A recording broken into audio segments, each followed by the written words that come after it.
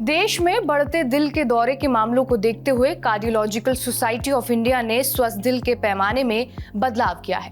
Cardiological society of India यानी कि CSI ने डिस्लिपिडेमिया बीमारी यानी कि खून में कोलेस्ट्रॉल लेवल का बढ़ना, इसके बारे में लोगों को जानकारी देने और इसके इलाज के लिए भारत की पहली गाइडलाइन जारी की है।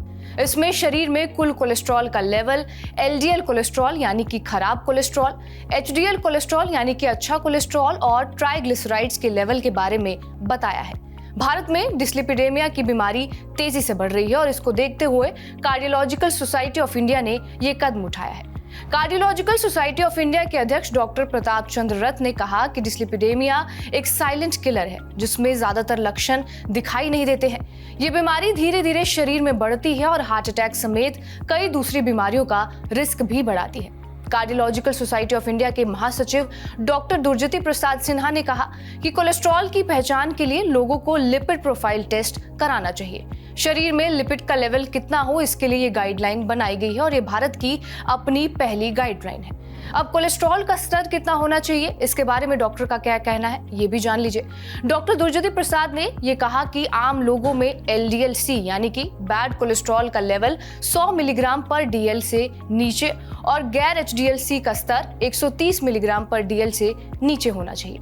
ज्यादा जोखिम वाले व्यक्तियों में जिन्हें डायबिटीज या फिर हाई BP है, उन्हें LDL-C को 70 मिलीग्राम पर DL से नीचे और गैर HDL को 100 मिलीग्राम पर DL से नीचे रखने का लक्ष्य रखना चाहिए।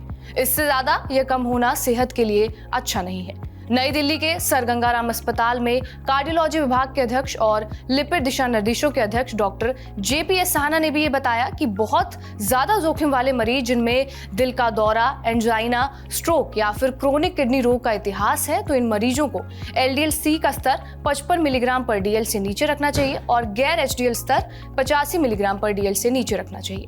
अब ये कैसे कोलेस्ट्रॉल को कंट्रोल करें, इसके बारे में भी डॉक्टर ने सलाह दी है। डॉक्टर JPS साहने ने ये कहा कि जीवन शैली में आप बदलाव करें, जैसे कि नियमित एक्सरसाइज करना, शराब और तंबाकू छोड़ना और चीनी का सेवन कम करना।